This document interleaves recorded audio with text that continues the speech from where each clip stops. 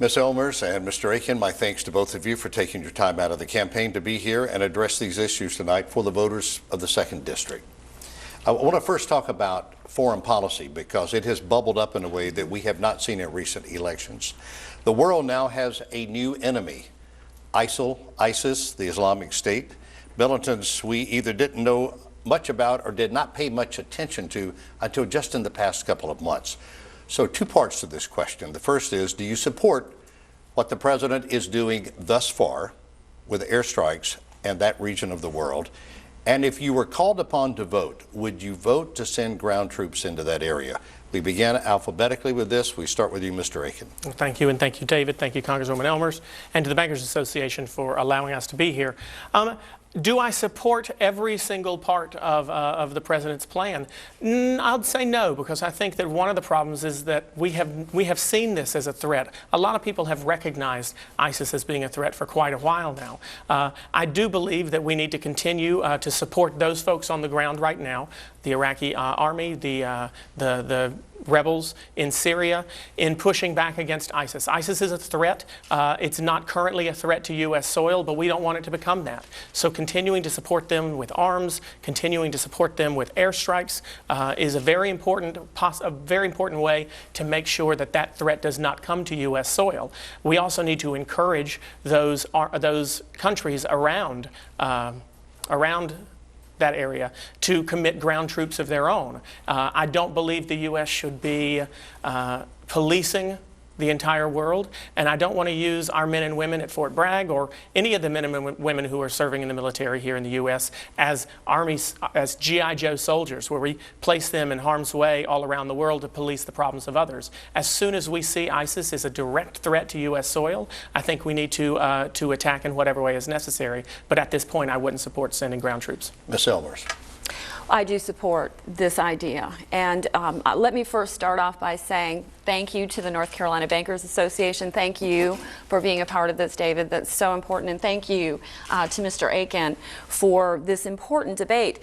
Let's talk more about the foreign situation. You know, this is something that President Obama has known about for quite some time. His military advisors had been advising him for quite some time on the threat of ISIL and the emergence. Remember, back in 2012, President Obama said that we were victorious in Iraq. And that's where this started. So the emergence of this very brutal group has come up as a result of that. Yes, the United States needs to be there. We are in support of this. Before we left Washington, we did vote for the president's plan to support. But we have to remember who we're dealing with here. This is the most brutal, heinous group we have ever seen. And we have to make sure that we're doing everything that we can do possibly to support our allies.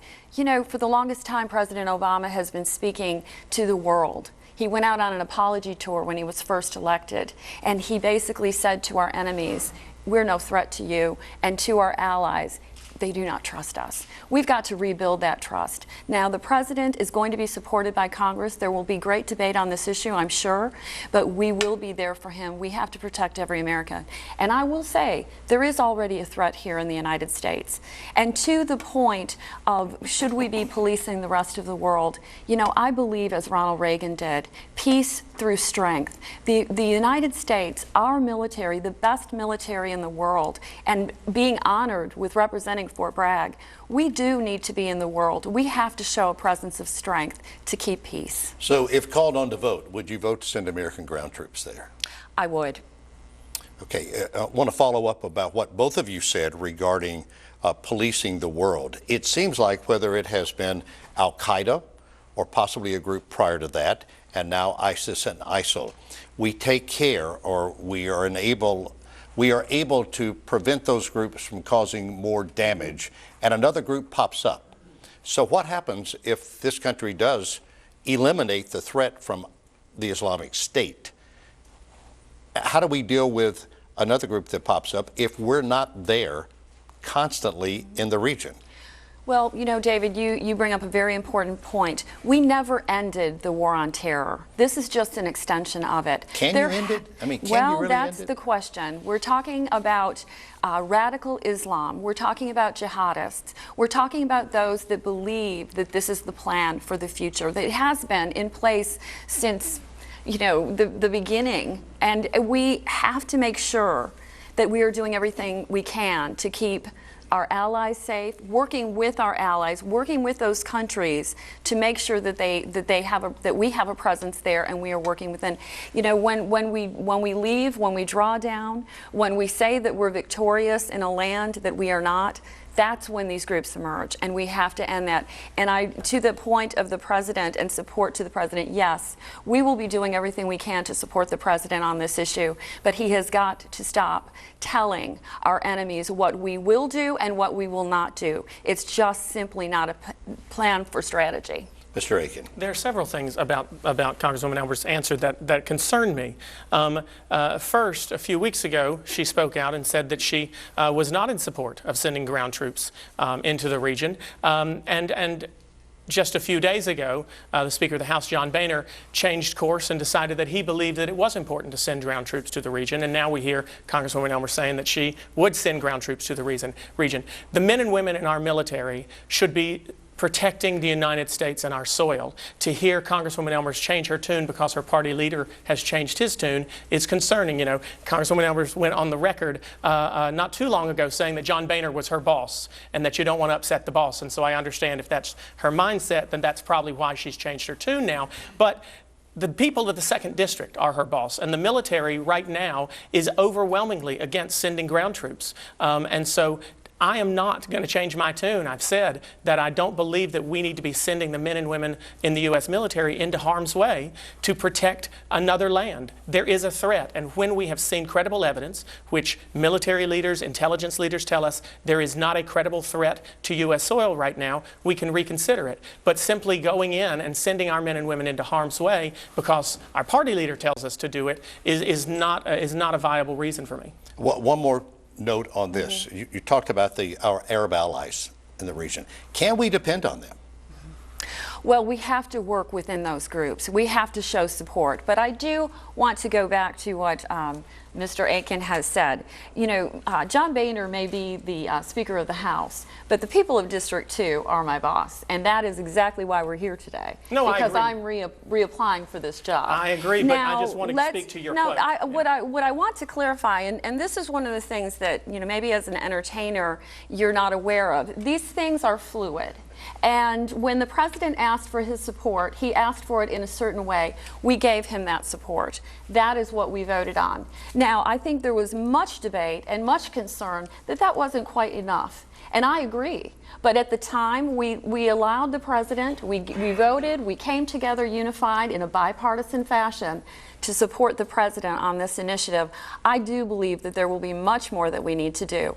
And as far as policing the world or the threat to the United States, we've already had a situation pop up in Oklahoma where a gentleman who identifies with the Muslim belief has done a very heinous crime. If beheadings of Americans is not enough call to action, I'm not sure what will be for you.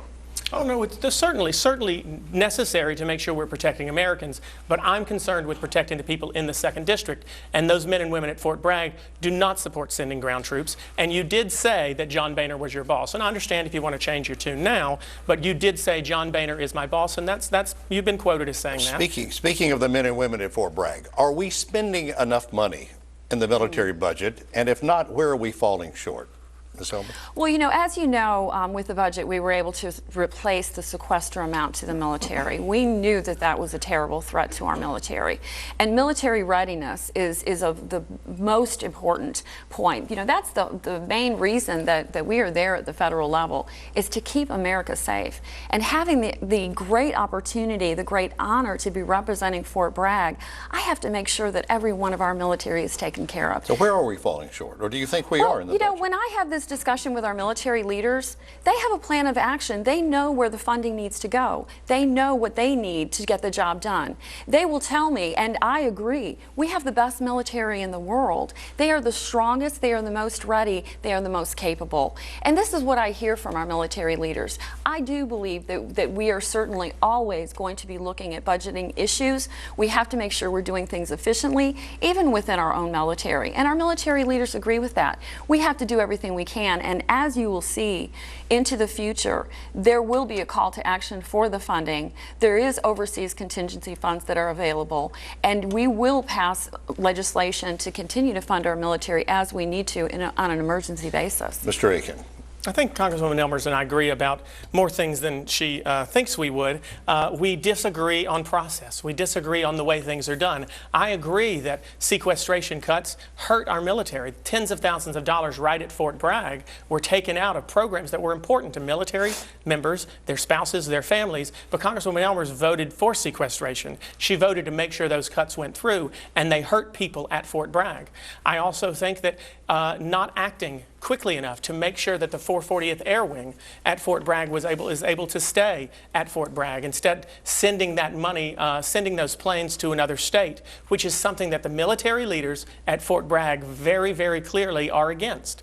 You know, it's one thing to say you're listening to military leaders, but you have to listen to the folks at home. You can't just listen to the military leaders elsewhere. The folks at home want to keep Fort Bragg strong, our military readiness strong. They want to make sure that Fort Bragg, which is the tip of the spear, which is the place that the president comes when he needs members to be activated immediately, we need to make sure they're not unready because they don't have the resources there. One more military question. When soldiers return home or retire, they are guaranteed certain rights under the Veterans Administration.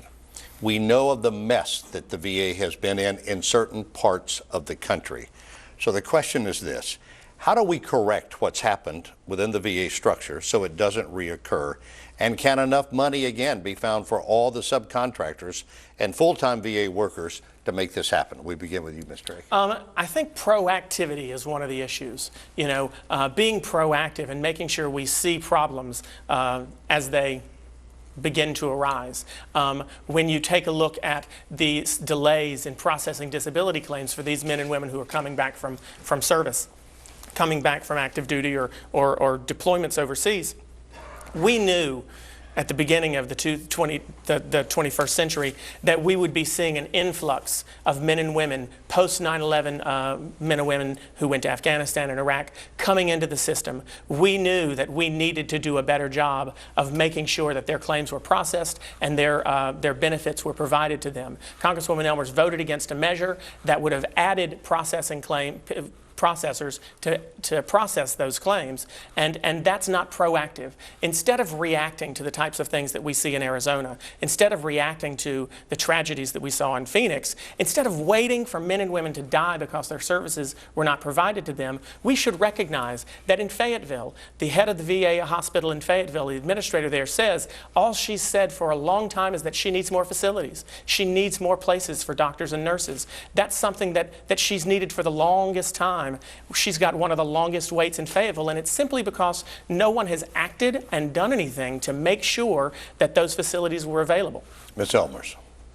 We have to do everything we can to make sure that our veterans are taken care of. And yes, this situation with veterans health care is of paramount importance. I did go down and meet with the Fayetteville VA. I went there so that I could see with my own eyes what was happening, because we do hear these stories across the country of, terrible situations where individuals have waited so long. We have to take care of our veterans. I do believe that our Fayetteville VA has a plan of action, both short-term and long-term, to continue to take care of our veterans.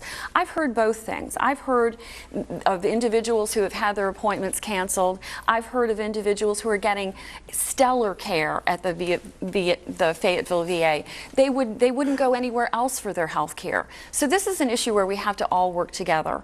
And there again, because they have a plan of action, I'm very encouraged. One of the things that they are looking at are the number of veterans that are going to be coming back to North Carolina to retire. North Carolina is a draw. After serving in Fort Bragg, many want to come back and live in this area. So they know that they have to prepare for that, and there is a plan of action in place. And we do have to, again, do everything we can to ensure this. And I will continue to work with the Fayetteville VA and our Veterans Affairs Committee and all those involved. You know, one of the other things that we have to do for our veterans, aside from health care, is making sure that they have a job when they come home. And I'm very proud to say that this has been the third annual Veterans Jobs Fair that we've been able to hold. For that purpose, we want to make sure that their lives are full and whole moving forward. I do want to go back to one of the comments, though, that Mr. AIKEN made about the 440th. You know, it's almost as if, as an entertainer, you believe that you can just go in with a song and dance and, you know, change the minds of our military leaders because you're going to impress them so much, and those pink slips are going to be torn up and thrown up into the air, and everyone is just going to rejoice. That isn't the way that it works. Yes, there are funding cuts. It started with President Obama's budget, and our Department of Defense put forward initiatives. Our military believe that we have the best and most capable military regardless of what base it's at. So when they make changes like this because of the funding, they see this as a necessity because they feel that they are military ready. I disagree. Respectfully, I think that Fort Bragg has worked so well with our Air Force Reserves and our Army so that we can have the best collaborative effort possible. I question their numbers, and this is why we have to work together for this. The 440th remains in place. General Scanlon has come to talk with me twice about this issue, and the funding is there to keep it in place. I'm also, of course, concerned about the situation we have right now. We don't know what will happen, and we have to have the most capable and ready military. Congresswoman Elmers is good at her talking points, good at calling me an entertainer. That's great. I'm sure you're practiced on that. But the most embarrassing reality show right now in the country is Congress. And the most entertaining thing is to hear that you say you worked really hard, but when you finally submitted a proposal months and months after we knew that the 440th would be removed, you submitted it late and it didn't even make it into the bill. And 440th does remain in place, and we have Kay Hagan to thank for that because she submitted her bill on time and she was able to get it done. But you cannot say that you're working for the people of the 2nd District when you spend months and months not getting what needs to be done, and when you finally submit a bill or an amendment to make sure that the 440th stays in place, it's submitted late and it doesn't even make it into the final vote. Well, actually, Mr. AIKEN is incorrect in that. I'm not sure where you get your very high quality information, but that is not the way that it played out. In fact, we were aware of the situation from the beginning. Okay, you were, but if you go on the Senate site, you'll see that your Congresswoman Elmers' bill was submitted late. Okay. On the Senate site. If you go on the site where you submitted your bill, the only place you did it, well, I would it's submitted submit late. my bill to the House of Representatives. Okay, let's move on because the people of the 2nd District want to hear about some other issues as well. But thank you for being so thorough as we made our way through the military in the first third of this debate. Let's talk about immigration reform. If we can name a policy in this country on immigration reform, I don't know what it is. People seem to be all over the place on that. So a couple of things on this. We hear people talking about securing the border.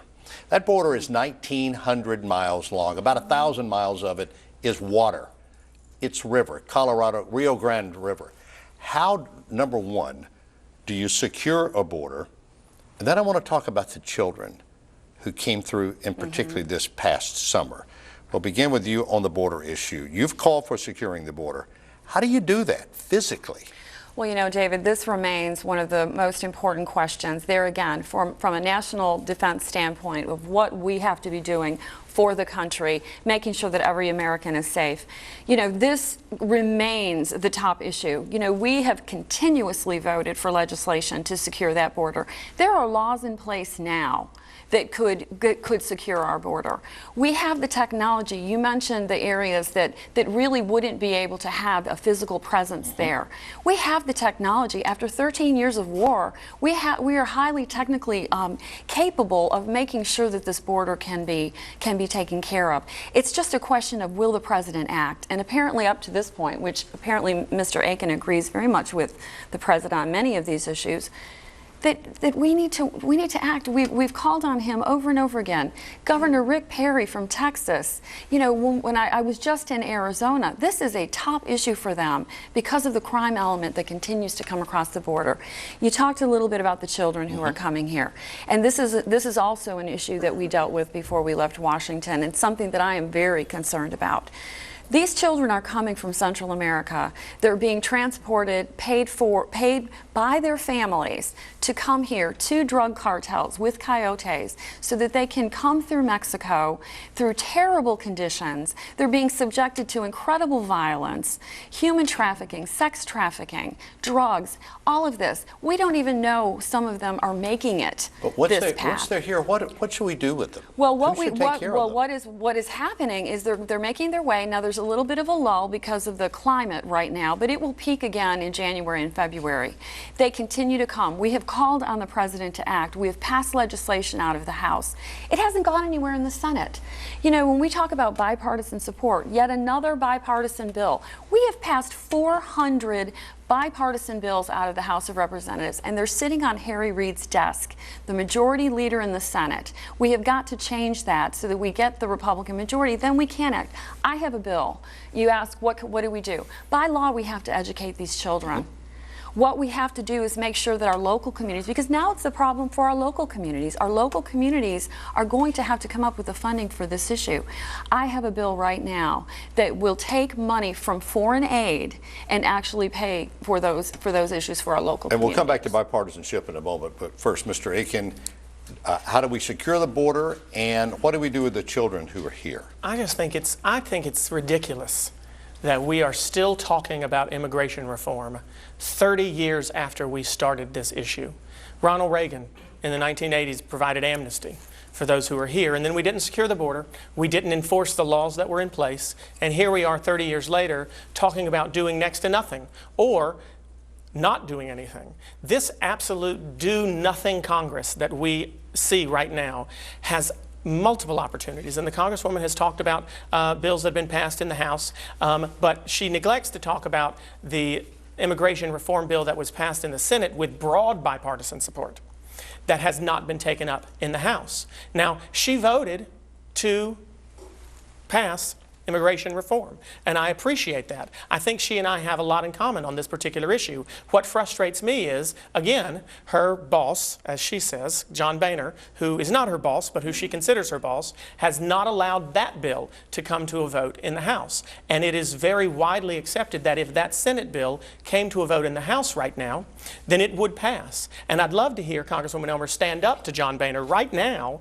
and say that she wants to see him pass a vote, to put that bill up for a vote. It's got bipartisan support in the Senate. It would be passed signed by the president, and the House would pass it right now. The bottom line is we've been talking about this for far too long. But would that bill help take care of these children?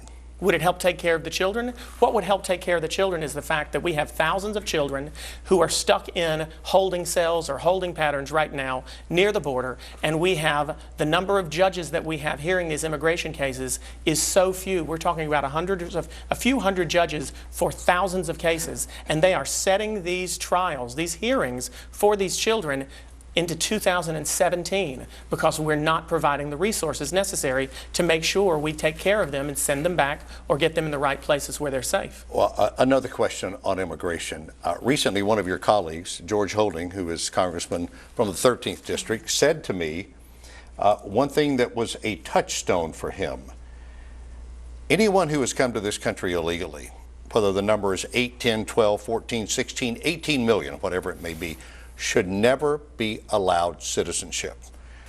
That they have broken a law, and therefore, again, a touchstone, it should never happen. Do you agree with that? Well, you know, David, this is something that I've been talking about for quite some time, and interestingly enough, as Mr. AIKEN has pointed out, Ronald Reagan passing amnesty back in the 80s. I'd be curious to know if my colleague here supports amnesty as well. We're going to get to that, but should those people be allowed to become citizens? One of the things, though, that I also want to point out, and I'd like to answer that because I've been very strong on this issue. When we're talking about legislation for for immigration reform. Again, before we left Washington, we passed a very strong bill that would make sure that those children who are coming, that they are sent back to the countries of origin. That's really where they want to be. You know, the issue here with the judges, you see, Mr. AIKEN, we passed legislation to take care of that as well. And unfortunately, there again, it hasn't been brought up for a vote in the Senate. And you seem to be concerned or a little confused as to whether or not you would actually take a job in the Senate or in the House of Representatives. You would be in the House of Representatives if you were elected. And Nancy Pelosi, I believe, would be the one that you would vote for Speaker of the House, who would then be your boss while you're in Washington. No, I'm sorry. I'm going to stop you there, and I'm going to keep interrupting. Nancy Pelosi would not be my boss, unlike John Boehner would be your boss. I would never say who I would vote for Speaker, and whoever the Speaker is would never be my boss. Okay. And it's a shame that you still believe that John Boehner is your boss. I want to get back to the core of this question. Let's get back to this issue. People who are here illegally, they may have been working here for decades. Yes. Or they may have just come across the border. Should they be allowed a path to citizenship? It's a yes or no, is it not? You point out a very important question. What I have worked on, the discussions that I have had, and that's basically what I've tried to do, is try to bring everyone together for a discussion. Let's talk about this logically. Let's use common sense. Let's take the emotion out of it. Is that a yes? Basically, what I support is those individuals who are here illegally working towards an earned legal work status. That would not be citizenship. The answer to your question is no. This would not be amnesty. These individuals would not be able to vote. They would be able to work. They would be able to be out in the open, out from the shadows. But never allowed citizenship. I don't believe that never is the appropriate word, because basically if they are here, they have admitted wrongdoing, they have paid a fine, they've worked towards that goal, they've broken the law and they admit it. In time, why not go through the naturalization process? Mr. AIKEN. I'll tell you something that I don't think Congresswoman Elmers or many people in Congress would tell you. I don't know. I don't know the answer as to whether or not citizenship is necessary immediately for these folks who are here. This is a much more complicated issue. It's a complicated issue, and that's why we're still discussing it. The problem is people don't sit down and talk to each other. People don't sit down outside of their own party caucuses and discuss options. Do I believe and agree with Congresswoman Elmers that these people need to come out of the shadows? Yes, because right now they're getting government services and they're not paying into the tax system. They're not paying income taxes. They're receiving services and not paying income taxes, and they should be paying income taxes. They should be contributing to the same society that they are receiving from. And I strongly believe that. I don't believe that they should be deported, because that would cost the country $200 billion over the course of several years. It would also take billions of dollars out of our economy. In places like Siler City, where almost half of the people in Siler City are Hispanic. It would take so much out of the economy. Sending people back is not the answer. And whether or not a path to citizenship in any immediate form is the answer, or in the long term is the answer, I don't know. But I only know that it's going to happen if people stop talking in their caucuses. Listen, Democrats are not immune from this not getting things done. Republicans and Democrats are not talking to each other. And if we don't sit down at the table and figure it out, we're not going to have a solution. I want to talk about this, bipartisanship. We hear from people throughout the district, throughout our viewing area, constantly saying things like, we are sick of Congress not getting along. In fact, someone said to me recently, no matter what you buy, car, home, whatever it may be, hopefully even with your bankers, you're going to negotiate. You're not going to get everything you want your way. You are going to negotiate. Mr. AIKEN, you have said, I'm not a politician. If you're elected, you become a politician. So how would you do this differently than what we have seen in the past if you have a leader? Nancy Pelosi showed this when she was Speaker, that she was not open to hearing a lot of what the Republicans had to say. She would listen, but then it was my way or the highway. How do you change that system if you were elected and Ms. Pelosi or another Democrat were Speaker? Well, listen, I'm not beholden to any party, first of all, and I certainly am not beholden to any Speaker either, from my party or another one. I spoke to a congressman from a different district right when I announced a few months ago. He was in the airport. He was driving home. He was flying home to his district on a Thursday afternoon, and He was standing there, and another congressman from his same area walked through the airport who was was a Republican. And I said, well, you know, I'll let you go. I'll let you go so you can talk to them. And he said, I don't talk to them. And I went, what? You don't talk to them because they're not from your party? He said, no, we don't talk to each other. And that really upset me. This was a Democrat who wasn't willing to talk to a Republican. This culture of people not even talking to each other is disgusting. Nobody does that in the rest of the world. Nobody does that in their communities and their neighborhoods. And I think getting up there and making sure that you form relationships with people is important. But at the end of the day, I do not subscribe to any sort of notion that I'm there to represent any party or any leader. No one in Congress is my boss. The president's not my boss. The speaker's not my boss. The majority leader's not my boss. The minority leader's not my boss. At the end of the day, the only people you need to be answering to are the people in your district, no one else. But if you don't fall into behind lockstep sometime, the leadership in Congress, you can be squeezed out of your own, what you want to accomplish. I mean, it may be frustrating, but that is part of the way things are done that get done. Does that mean it's okay for that to be the process? Of course not. It doesn't mean that that's okay for it to be the process. At the end of the day, if I'm representing people in the 2nd District, and I'll admit, the 2nd District has a more conservative bent. If I'm representing people in the 2nd District, they're going to send me back. And if I'm continuing to go back, and the people who are doing what Congresswoman Elmers does, which is only listening to their party leaders, are sent home, then I'll be there long enough that I'll be able to make some change. Ms. Elmers, it does seem like that leadership from both sides of the aisle don't live in the real world of saying, you know, if I could get 75% of what I want, I would rather get 75% of something than 100% of nothing. That neither side wants to blink first, either the House or the Senate. Well, you know, and that's the comparison that we have here, the House versus the Senate. You know, when we look at what is and is not being done in Washington, you know, I do have to respectfully disagree that there isn't bipartisanship. Now, maybe that's not what the American people see. In our 24/7 news cycle, you know, it doesn't get ratings to have two individuals, Democrat and Republican, on and agreeing with each other. But that's actually what happens behind the scenes. But you've just said that the Senate won't take up legislation from the House. But when I'm talking about the House, because I represent the people of District 2 in the House of Representatives. You are absolutely right. We have passed over 400 bills out of the House of Representatives with bipartisan support.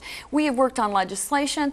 I have a caucus with one of my colleagues from California on the smart grid, on the grid innovation. We work together. The women in Congress. But you won't give enough for the Senate to go along with what if you Harry want to do. Reid decides not to bring up a bill for a vote or have a comparable piece of legislation, unfortunately, he is the one that runs the show in the Senate. We can't change that. We are the House of Representatives, and we are working very hard. We wouldn't be in the economy that we're in right now, that my colleague agrees with the president is exactly the place we need to be. This Obama AIKEN economy is just killing us. And yet, we continue on. And the Senate, Harry Reid protects his vulnerable Senate Democrats by not bringing up issues for vote, and he protects the president from it getting on his Has desk. Congress done enough to boost the economy? We have voted over and over again. In fact, David, before we left Washington, we culminated a series of bills which had already passed the House with bipartisan support, which we call job creation bills, cutting over regulation, in financial services, freeing up money within the banking system, doing what we can. You know, Dodd-Frank has been devastating to this country. And as one of my friends in Washington said, in the banking community, said, you know, Dodd-Frank is to financial services what Obamacare is to health care. That is very serious. We have done everything we can, whether we're bringing down the cost of energy for every family, whether we're talking about energy production, we're talking about cutting over regulation. We want to give certainty to our job creators so that they can start hiring again. And yet Harry Reid refuses to bring these things up for a vote in the Senate. Has Congress done enough to boost the economy? No. What should they do? Something. Anything. They don't do anything. Congresswoman Elmers, you might need to get a new writer because calling it the Obama AIKEN economy is just preposterous. I have nothing to do with President Obama. I can count several places that I disagree with him. I support the Second Amendment. I support fiscal responsibility. I support securing the border. And what one of those is liberal? I'm not quite sure which one of those is liberal, but I don't support the president on everything he does. I believe that the president and the Democrats are a part of this culture of not getting anything done and blaming the other side. I don't think anyone is immune from that argument. At the end of the day, Congress has not done enough because every proposal that comes up, if it's presented by a Democrat, the Republicans vote against it. If it's presented by Republicans, the Democrats want to vote against it. I'm not disagreeing with you that the Senate is not doing everything it could do to make sure that some legislation happens. At the end of the day, when you have either party in Congress say that their primary goal is to make sure the other side loses, that's a problem.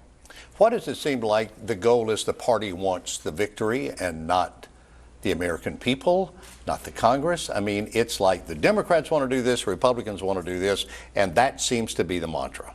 How do we get there? Well, I'd like to respond to that by saying that, there again, the bills that we've passed are with bipartisan support.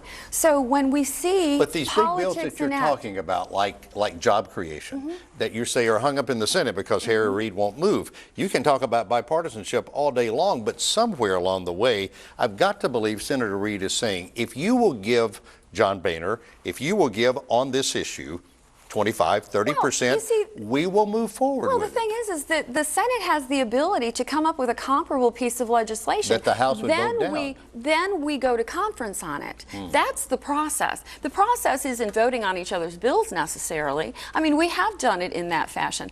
The few things that have actually made it to the president's desk and signed into law have been in a bicameral voting situation where the House has their bill, the Skills Act, for instance, very important bill for this economy. We passed that out of the House of Representatives.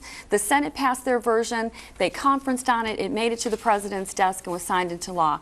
I think there's an important point that we need to make.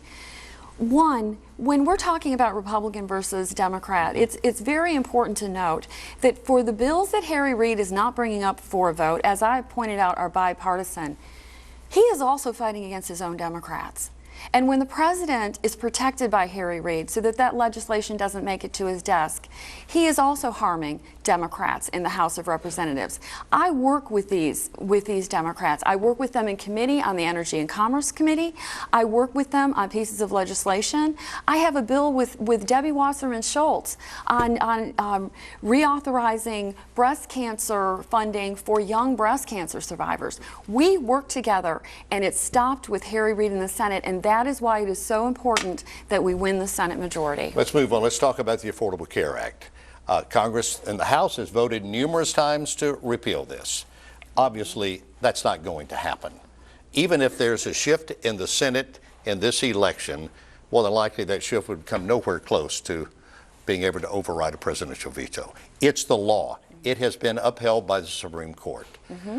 Why is it still made a political issue called Obamacare, put out there to try to shore up the base when the Supreme Court has said it's the law? If you want to change part of it, if it needs to be tweaked, go ahead and do so. But just accept it. It's here. Well, let's talk about Obamacare, because this obviously is a very important issue for me. It's the #1 issue for me running for office to begin with. As a nurse, as knowing what we need in healthcare reform, it's a law, David, but it's a bad law, and it does need to be reformed. So this is the thing. When I hear so many say that we have voted over and over again to repeal it, we have voted to repeal it, but we have voted on reforms to Obamacare to make it better from the American people. We've heard the president. This was a total deception, David. The president came forward when he was trying to get this legislation passed. He said, if you have a doctor you like, you can keep your doctor. If you have a health care plan that you like, you can keep it. That was total deception. He knew it at the time. But there are also 8 million people today with But health care that did not have it prior to this. How many millions lost their health care plan and now have a sub-adequate plan under Obamacare? So we do. This is what we're looking for as Republicans. We know that we can do it better. And you are absolutely right. We're never going to be able to repeal this as long as the president, the namesake of this legislation, is in office. But we can work with our Senate majority if we win it so that we can put reforms in place. We voted over and over again for patient-centered care where families and doctors are making decisions, not the federal government. Mr. Aiken. It's nice to hear Congresswoman Elmers say that we could fix it and get things done. But 55 times voting against it is not fixing it. I met a man in Sanford just a few weeks ago who has two businesses. They're combined together. They've got 59 employees together. He's over the employer mandate. He's got to provide hundreds of thousands, he says, of dollars worth of health care to his employees. And it's crippling his business. Listen, it's hurting him. You're right, it's hurting small business owners. I met him back in March, and he wanted to repeal Obamacare. And I saw him again in June, and he said Obamacare's not going to be repealed. And he's mad that you voted 55 times not to fix his problem.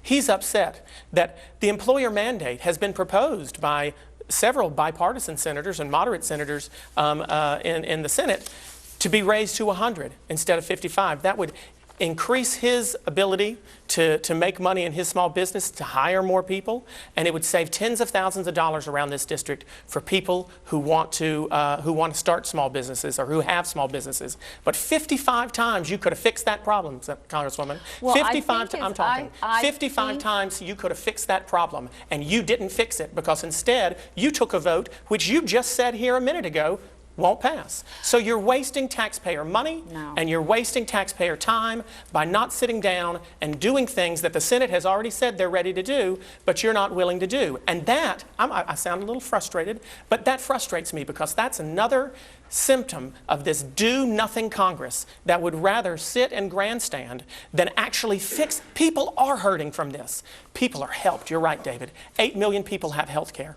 People who were being kicked off of their health care plans are no longer being kicked off of their health care plans. But businesses and people are hurting, and you're sitting around continuing to try to do something that you admit will not happen, and you're not fixing the problems. You know what? If you've got enough votes in 4 years to repeal it, then repeal it. But right now, please just do your job. Please just do your job and fix their problems today. Well, after all that theatrics, I just want to inform you that we have actually voted on exactly what you're pointing out. And to the point of reform or voting to repeal it, it is not Republicans that continuously talk about those votes being repealed. It is the Democrats. It is Harry Reid. It is Barack Obama, which you support. You support Obamacare. And yet we have continuously voted to reform it. That's what we're trying to do. We're trying to make it better for the American people. It's not Republicans that have called these 55 votes repeals. It's Democrats. Because any change, now I am talking, yeah, sure. Any change to Obamacare is looked upon as a repeal by the Democrats because it is the namesake of our president. And you are in full support of our president and Obamacare. Again, I've spoken out several times right here today on places I don't agree with the president, places where I don't agree with Obamacare. There are several other areas that could be fixed. Senator Burr came up with a solution that he's presented in the House, and I have a lot of admiration for Senator Burr, to change the ratio from the most expensive care to the least expensive care.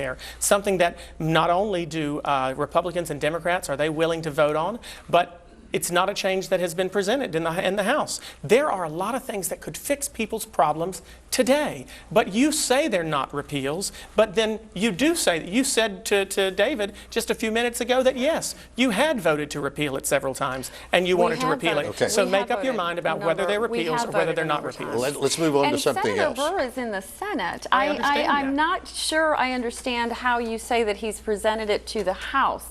He would present it to the Senate. Once again, I think you're confused at how the process works. I'm not confused. I'm well aware of civics, but I also understand that you're talking about the Senate not doing anything, and they are doing something. All right, let's move on to something that is of concern to every consumer in the 2nd District. It's of a concern to the folks in this audience today with the Bankers Association of North Carolina, and that's cyber attacks. Been several in the news recently, very serious for consumers. Home Depot, Target, Jimmy John's, which sort of caught everybody off guard as well, and then others, national security, the list goes on and on. Here is the question: how does the federal government stay ahead of the criminals? Do we need the government to hold companies more accountable for protecting people's personal information? Mr. Aiken? Yeah, we do. It's a proactive thing. You're right.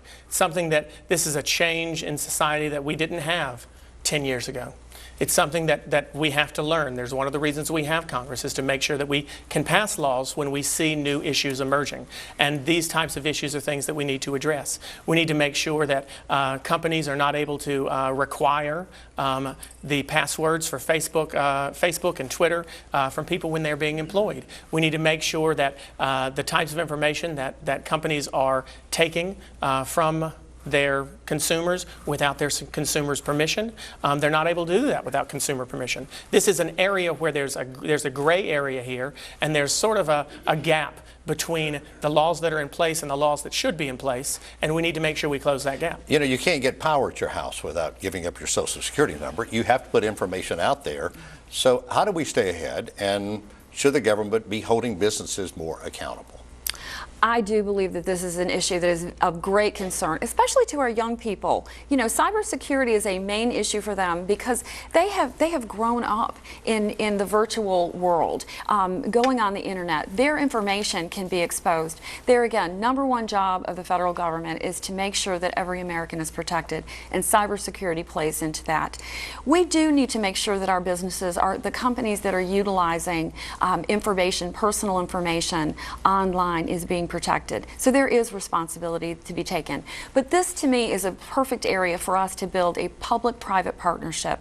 You know, you mentioned cybersecurity. That's one of the reasons that I helped start the caucus for the innovation grid, because cybersecurity is a huge issue when it comes to protecting our energy sources. And this is something that we feel very strongly about. But there again, cybersecurity plays into so many other areas because of the world that we live in today. There again, I'll go back to Obamacare. 1 year ago, we had the rollout of the failed healthcare.gov. It was a failure from the beginning. It remains a failure. We have now spent over $2 billion of hard-earned taxpayer dollars fixing that site. And there again, my friend would agree that this is a good thing for the American people, that we move forward when their very important personal information can be exposed at any given moment. Earlier today, the Supreme Court basically said they're not going to take up the issue of gay marriage. Do you see a day in North Carolina where it will be legal? Well, you know, David, a couple years ago, the people of North Carolina spoke on this issue, basically. And even at the time, Speaker Tillis said in 20 years, it's probably going to be repealed and won't be an issue. So I'm just saying, when you look at the horizon, do you see it where it's legal here? You know, I can't predict the future. I don't have a crystal ball. I've been very strong on this issue, and there again, a state's issue. One that the federal government, although I do support defense of marriage between one man and one woman, I believe that's what our country is founded on. But I also believe, especially as a Republican, that government can be too intrusive in all of our lives, and we fight against that every day. So when it comes to civil unions, legal agreements between two individuals, I don't know how legally, from a constitutional perspective, we can continue to interject ourselves. There again, you ask a very important question. I don't have the answer to that question. Mr. Aiken. Can you ask the question one more time? Yes. Will we ever see gay marriage legal in North Carolina? You know, I found it surprising today that the Supreme Court decided to continue to leave it in the hands of states, continue to leave it in the hands of the regional areas where the appeals courts were. I think my position is pretty clear on it. Both Congresswoman Elmers and I spoke out very vocally against the amendment in 2012, and I think the voters have spoken. It's certainly not why I'm running for Congress. I'm running because people need jobs, and Congress is doing nothing. I'm running because people need access to education and educational opportunities for their kids, and Congress is doing nothing. But I do think that we'll just have to see. I think the Supreme Court has obviously left it in the hands of the states and the regions right now. What do you think is the number one problem this country is facing today, and is it mirrored as the number one problem for the people here in the 2nd District, Mr. Aiken? It's hard to answer just one because I think they're both intrinsically tied. I think obviously we've seen the economy grow to some extent. We've seen the joblessness rate drop to some extent. I don't think anybody's happy with how quickly it's dropping. Not think anybody's happy with how quickly the economy's growing. I think we'll all agree on that. I think the problem, and I think that's the major problem affecting people's lives, but I think the umbrella issue in why we're not seeing the economy grow faster and we're not seeing the employment rate rise faster is that we have people in Congress who are not doing anything, who continue this culture of not working together, blaming the other house of Congress, blaming the other party, blaming anyone to make sure they don't actually have to come up with ideas on their own to fix the issues. Ms. Elmers. You know, the number one issue for North Carolinians, especially here in District 2 and across the country, is jobs in the economy. You know, we've done an important job. The state legislature here in North Carolina has put forward many important reforms to change that, and our unemployment rate has decreased. But there are plenty of areas within District 2 that are not feeling any sense of recovery.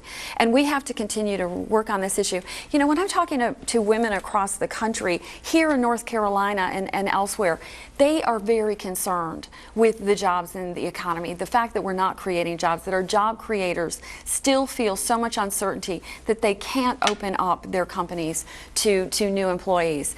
That continues to be an issue. You know, the unemployment rate has decreased, but it's because so many have left the workforce.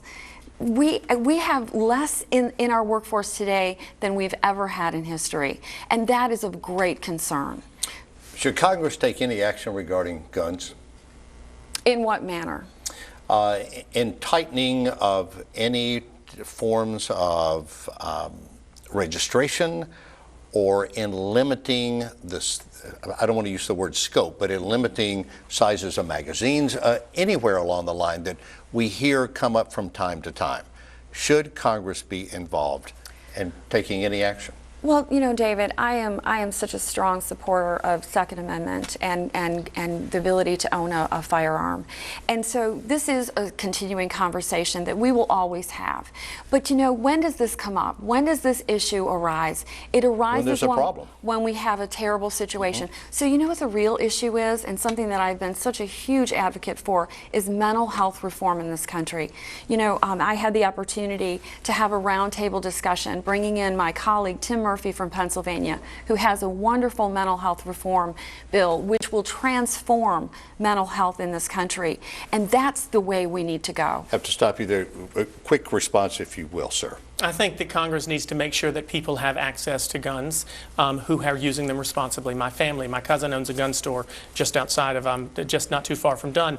And I want to make sure that they don't have any restrictions on their gun ownership at all. But I want to make sure that, like Congresswoman Elmers does, that people who have mental health issues are not getting a hold of them. We're at this stage of this debate that we are going to give each of you a chance to make a closing statement. It's limited to 60 seconds, and I want to tell you and those watching on television that if I have to stop you, it's not being rude. It's because we are on television at the end of that 60-second period.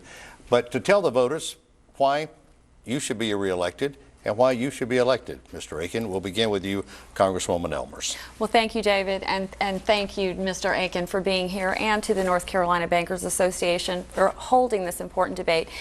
I just believe that the people of District 2 have a clear choice here. Either they can send me back to Washington so I can continue the job that I've started, fighting for good, strong, conservative principles with leadership. This country is striving to have leaders in Washington right now. You know, there's a clear choice here. Myself, who believes in conservative principles, or my opponent, who would be nothing more than a rubber stamp for Nancy Pelosi and Barack Obama on so many issues. I ask for your vote. I ask for your prayers. I ask for you to continue to pray for this great country. God bless all of you, and may God continue to bless this great country. Mr. Aiken. Thank you very much to Congresswoman and to David and to the Bankers Association. I have advisors who want me to spend my last minute with you talking about stuff that Congresswoman Elmers has done, asking for her paycheck and saying $1,000 is not a lot of money, but I'm sort of tired already of that. I just want to say I'm tired in general of this sending people back to Washington who say the same thing and then every 2 years come back and say it again and then go and don't do it. They go and they don't do anything in Congress. And I'm frustrated with this do-nothing Congress and the fact that we can't get anything done. And I'm running because I think we've got to kill that culture. We've got to send a message to Congress. We've got to send a message to Washington that if we keep sending back the same people, we're going to continue to get the same nothing and the same status quo we have. So I'm asking for your vote on November 4th because I'm tired, just like you are, of nothing getting done. And if we don't send a message that we're tired of it as well, we're only going to be getting the same thing and we're all in trouble. So thank you very much, and I appreciate your vote in November. Mr. Aiken, thank you. Ms. Elmers, thank you. We thank you for joining us tonight again.